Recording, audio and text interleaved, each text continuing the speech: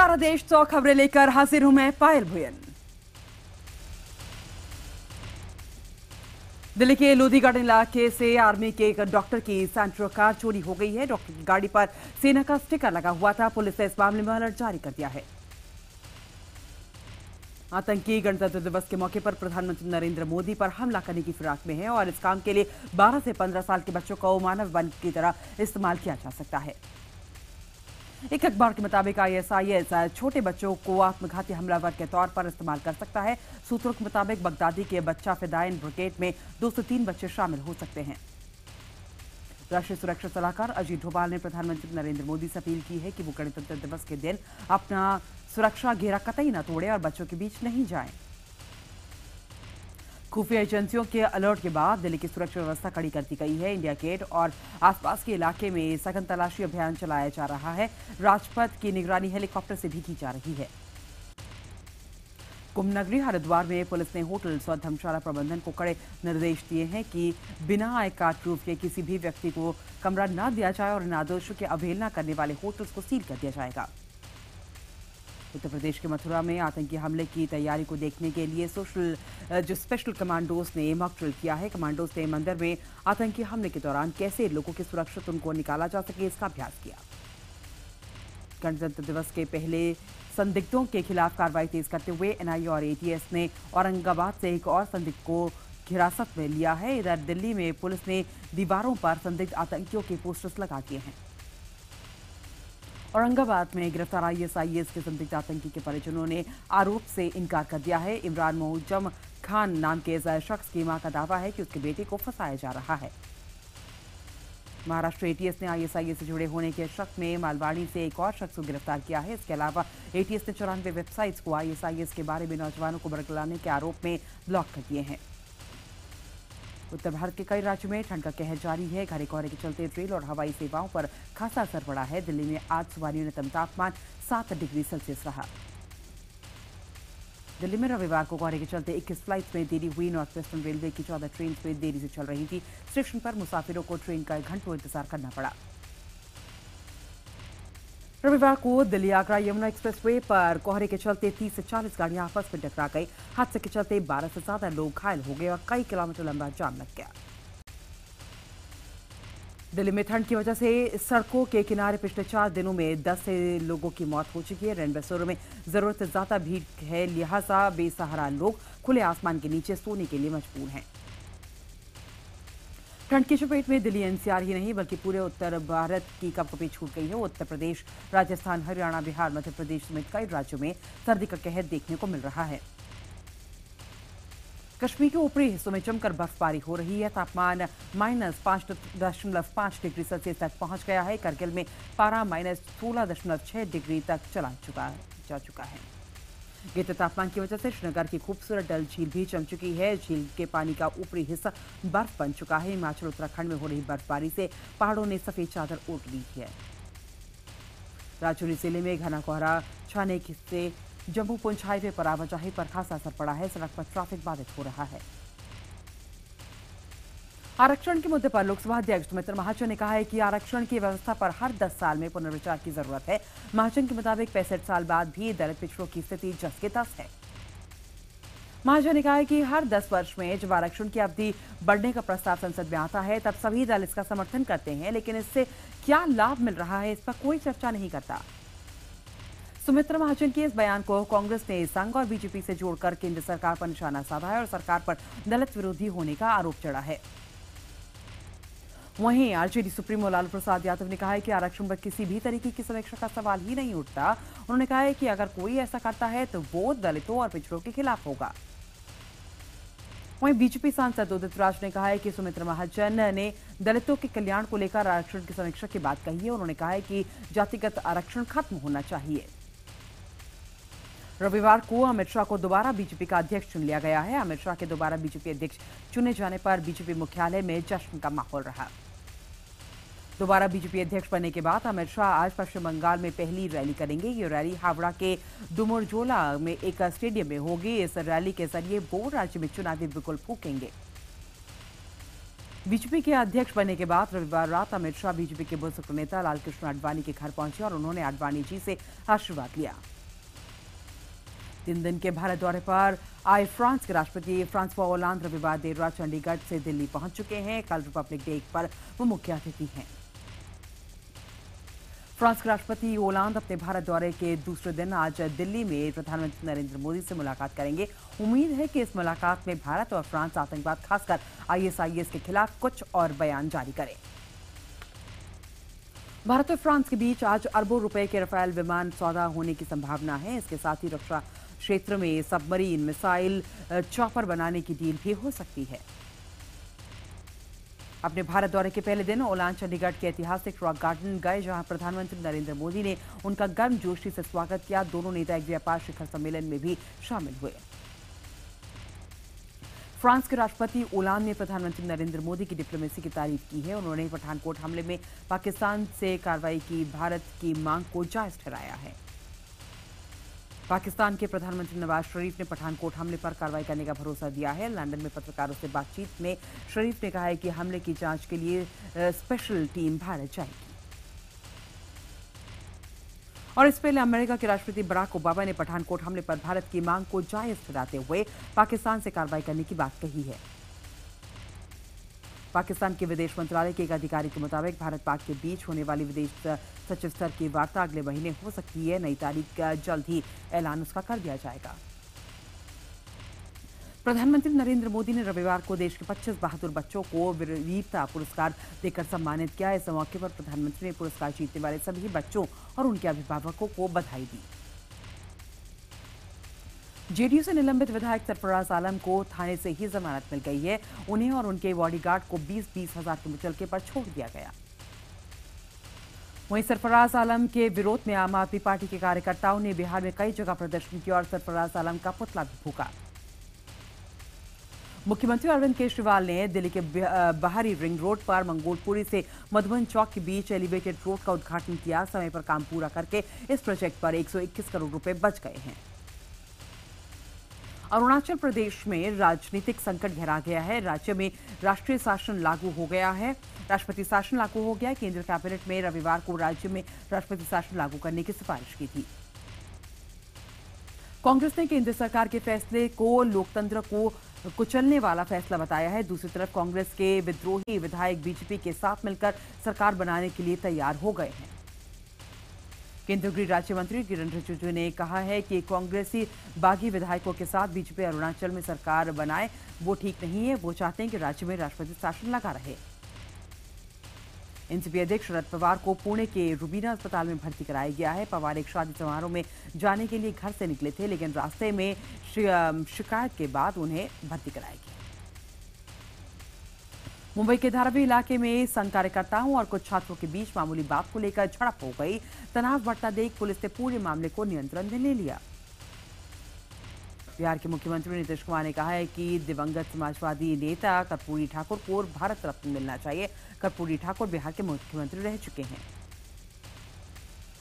कांग्रेस नेता शशि थरूर ने प्रधानमंत्री नरेंद्र मोदी के स्वच्छ भारत अभियान पर तंज कसा है। उन्होंने कहा है कि प्रधानमंत्री का ये कार्यक्रम सुपर फ्लॉप हो गया है। रोहित वेमुला आत्महत्या मामले में विवाद बढ़ने के बाद हैदराबाद यूनिवर्सिटी के उपकुलपति अप्पा राव लंबी छुट्टी पर चले गए हैं। उपकुलपति विपिन श्रीवास्तव विश्वविद्यालय प्रशासन का काम देखेंगे। खुदकुशी करने वाले हैदराबाद यूनिवर्सिटी के छात्र रोहित वेमुला की मां को अस्पताल में भर्ती कराया गया है। उन्हें छाती में दर्द की शिकायत थी। और इससे पहले कांग्रेस की छात्र विंग एनएसयूआई के अध्यक्ष ने धरने पर बैठे रोहित की मां से मुलाकात की और कहा कि एनएसयूआई के छात्र इस आंदोलन में उनका साथ देंगे। रविवार को वीसी को हटाने की मांग धरने पर बैठे हैदराबाद यूनिवर्सिटी के छात्रों से कांग्रेस नेता मल्लिकार्जुन खड़गे ने मुलाकात की। उन्होंने छात्रों के आंदोलन को सही बताया। रविवार को दिल्ली के मुख्यमंत्री अरविंद केजरीवाल ने मुबारक चौक और मधुबन चौक पर एलिवेटेड कॉरिडोर का उद्घाटन कर दिया है। ये कॉरिडोर ने तय की गई लागत से कम में काम पूरा कर लिया। और इस मौके पर केजरीवाल ने इस कॉरिडोर को बनाने वाले इंजीनियर्स की तारीफ की। उन्होंने कहा है कि इंजीनियर्स को इनाम मिलना चाहिए क्योंकि इनकी वजह से सरकार का काफी पैसा बचा है। केजरीवाल के ऑफिस पर सीबीआई छापे के मामले में आज दिल्ली हाईकोर्ट में अहम सुनवाई है। हाईकोर्ट तय करेगा कि जब्त दस्तावेज दिल्ली सरकार को वापस किए जाने चाहिए या फिर नहीं।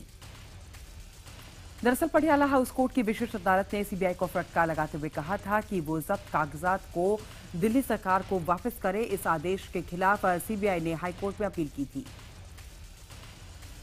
दिल्ली के प्राइवेट स्कूलों में गरीब बच्चों के लिए कोटा बढ़ाने को लेकर हाईकोर्ट में सुनवाई होगी। दिल्ली सरकार आज अपना जवाब दाखिल करेगी। जयपुर लिटरेचर फेस्टिवल का आज आखिरी दिन है। आज बॉलीवुड के दो बड़े कलाकार शत्रुघ्न सिन्हा और अनुपम खेर वहां मौजूद लोगों से बातचीत करेंगे और अपनी बात रखेंगे। असहिष्णुता के मुद्दे पर अवार्ड वापस करने हॉकी के पूर्व कप्तान धनराज पिल्लई ने सही नहीं माना है। उनका कहना है कि अवार्ड बड़ी मेहनत से हासिल होता है। रेलवे से जुड़े कामकाज के लिए अब ऑनलाइन टेंडर निकाला जाएगा, जिसमें देश भर की कंपनियां शामिल हो सकती हैं। लोकल माफियाओं का दबदबा खत्म करने के इरादे से ये कदम उठाया गया है। जयपुर लिटरेचर फेस्टिवल में युवा लेखक प्रशांत रंजन को वाणी प्रकाशन के प्रकाशित उनकी किताब कोठा गोई पर द्वारका प्रसाद अग्रवाल पुरस्कार दे दिया गया।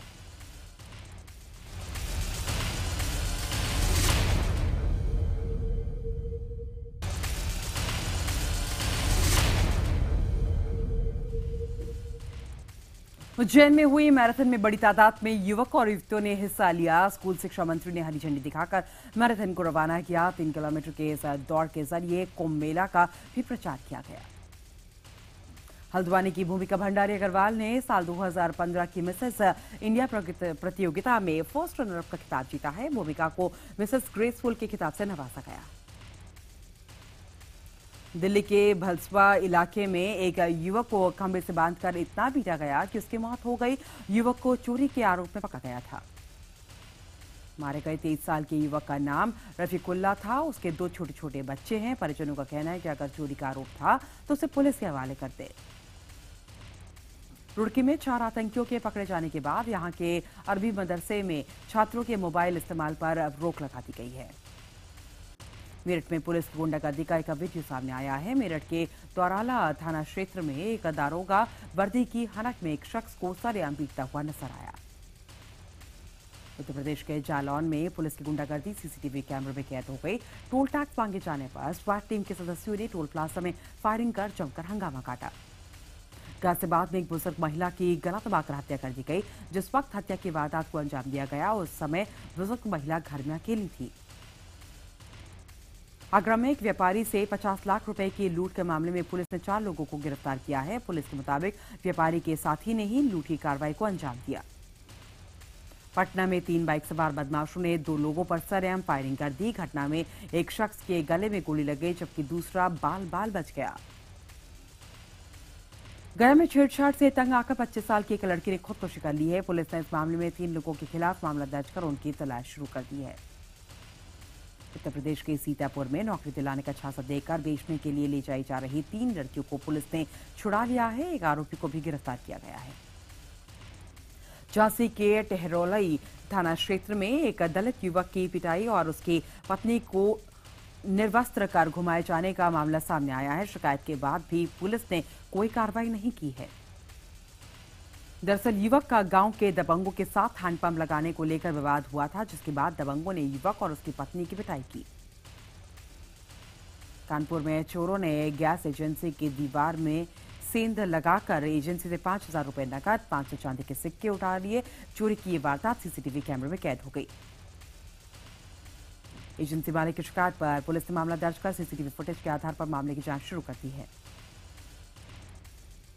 उत्तर प्रदेश के बुलंदशहर में एक चोर को लोगों ने बाइक चुराते हुए रंगे हाथों पकड़ लिया। चोर को पकड़ने के बाद लोगों ने उसे एक दुकान ले गए और वहां उसे बंद करके उसकी पिटाई करी। बाद में सूचना पर मौके पर पहुंची पुलिस ने चोर को अपनी हिरासत में ले लिया, लेकिन आक्रोशित लोग इस चोर को पुलिस की मौजूदगी में भी पीटते रहे। लुधियाना के प्रतापनगर इलाके में इलेक्ट्रॉनिक सामानों की एक दुकान में ताला तोड़कर चोरों ने चोरी कर ली है। चोरों ने 18 लाख रुपए के मोबाइल फोन और 27,000 रुपए पर हाथ साफ कर लिए। मध्य प्रदेश के छतरपुर में शादी समारोह में मिठाई बनाने के विवाद को लेकर एक युवक की बुरी तरीके से पिटाई की गई। बताया जा रहा है कि मिठाई का ऑर्डर कैंसिल करने पर यह पूरा विवाद शुरू हुआ। फिल्म अभिनेत्री ऐश्वर्या राय बच्चन को फ्रांस के राष्ट्रपति फ्रांसवा होलांद के साथ लंच के लिए आमंत्रित किया गया है। 26 जनवरी को दिल्ली में आयोजित एक खास कार्यक्रम में ऐश्वर्या राय बच्चन वहां पे मौजूद होंगी। स्टार स्क्रीन अवार्ड के मौके पर जया बच्चन और रेखा एक दूसरे के साथ नजर आई। जया और रेखा साथ ही बैठी थीं और दोनों काफी गर्मजोशी के साथ गले मिलते हुए बातचीत कर रहे थे। अक्षय कुमार की फिल्म एयरलिफ्ट ने पहले दिन 12 करोड़ 35 लाख रुपए और शनिवार को 14 करोड़ 7 लाख रुपए का कलेक्शन करने में वो कामयाब रही। अभिनेता अक्षय कुमार और रियल लाइफ हीरो की जिंदगी पर बनने वाली फिल्म रुस्तम में नजर आएंगे। इस फिल्म में अक्षय के साथ इलियाना डिक्रूज और ईशा गुप्ता होंगी। तमिल फिल्मों के सुपरस्टार धनुष इस साल एक हॉलीवुड फिल्म में नजर आएंगे। इस फिल्म की शूटिंग भारत, फ्रांस, इटली और मोरक्को में की जाएगी। एक जमाने की सुपरहिट जोड़ी और अक्षय कुमार और सैफ अली खान के बच्चों ने भी गाड़ी दोस्ती है। अक्षय के बेटे अराफ और सैफ के बेटे इब्राहिम ने अपना वीडियो डब स्मैश पर पोस्ट किया है। एक तरफ अमेरिका के कई इलाकों में भयंकर बर्फबारी हो रही है तो वहीं न्यू जर्सी में तेज बारिश की वजह से बाढ़ जैसे हालात पैदा हो गए हैं। सड़कें गाड़ियों की बजाय नाव पर चल रही हैं। अमेरिका में आए भयंकर बर्फीले तूफान ने राजधानी वाशिंगटन डीसी समेत देश के पूर्वी तट के अधिकतर हिस्सों को प्रभावित किया है। यहां ठंड से 24 लोगों की मौत हो चुकी है। अलास्का में एक वर्ल्ड चैंपियन एक बर्फीले पहाड़ में स्कीइंग करते हुए बर्फ में टकरा गई। 1000 फीट की ऊंचाई से लुढ़कते हुए वो नीचे आ गिरी लेकिन उन्हें कोई चोट नहीं आई। फिलाडेल्फिया में आए भयंकर बर्फीले तूफान के बाद जहां सरकार ने लोगों को घरों में रहने के लिए कहा है, बावजूद इसके लोग मौसम का मजा लेने के लिए अपने घरों से बाहर निकल रहे हैं। अमेरिका के वाशिंगटन डीसी में ताजा बर्फबारी का मजा जानवर भी ले रहे हैं। यहाँ पे चिड़ियाघर में पांडा बर्फ में खेलता हुआ नजर आया। टियान नाम के इस पांडा ने बर्फ में जमकर मस्ती की। जापान के पश्चिमी भाग में भी भयंकर बर्फबारी से लोगों का जनजीवन अस्त व्यस्त हो गया है। बर्फबारी से सबसे ज्यादा प्रभावित शहर नागासाकी, फुकुओका और सागा हैं। भयंकर बर्फबारी से चीन के लोग भी प्रभावित हैं। ठंड के चलते चीन के उत्तरी पूर्व में स्थित डेंडोंग शहर के येलो नदी में बर्फ के टुकड़े जमा हुए हैं। मलेशिया की राजधानी कुआलालंपुर में पारंपरिक उत्सव थाईपुसपम की धूम रही। इस मौके पर यहां लोग मशहूर हिंदू मंदिर में पहुंचकर उन्होंने पूजा प्रार्थना की। मोरक्को में हजारों लोगों ने खराब एजुकेशन सिस्टम के खिलाफ जोरदार प्रदर्शन किया। प्रदर्शनकारियों को रोकने के लिए पुलिस ने बल प्रयोग किया। अमेरिका के अलास्का इलाके में भूकंप के झटके महसूस किए गए। रिक्टर स्केल में भूकंप की तीव्रता 6.8 मापी गई। खबरों के मुताबिक जानमाल का कोई अभी तक नुकसान नहीं है। आईसीसी की ताजा वनडे रैंकिंग में रोहित शर्मा बल्लेबाजों में 8 पायदान की छलांग लगाकर 5वें स्थान पर पहुंच चुके हैं, जबकि कैप्टन धोनी 7 स्थान उड़कर 13वें स्थान पर। भारतीय टीम को ऑस्ट्रेलिया के खिलाफ पहला टी20 मैच 26 जनवरी को एडिलेड में खेलना होगा। टीम के सभी खिलाड़ी एडिलेड पहुंच चुके हैं। टीम इंडिया आज अभ्यास करेगी। ऑस्ट्रेलिया के खिलाफ टी20 टीम में शामिल आशीष नेहरा ने IBN 7 से खास बातचीत में कहा है कि उनका लक्ष्य ऑस्ट्रेलिया में बेहतर प्रदर्शन करते हुए वर्ल्ड कप टी20 टीम में अपनी जगह बनानी है। पाकिस्तान और न्यूजीलैंड के बीच पहला वनडे मैच आज वेलिंगटन में खेला जाएगा। हाल ही में खेले गए टी20 सीरीज में न्यूजीलैंड ने पाकिस्तान को 2-1 से शिकस्त दी। भारत की पीवी सिंधु ने मलेशिया मास्टर्स ओपन में महिला सिंगल्स का खिताब जीत लिया है। पीवी सिंधु ने स्कॉटलैंड की क्रिस्टी को सीधे सेटों में 21-15, 21-9 से हरा दिया। नेत्रहीनों के पहले टी20 एशिया कप के फाइनल मुकाबले में भारत ने पाकिस्तान को 45 रन से हराकर खिताब जीत लिया है। ये मुकाबला कोची में खेला गया।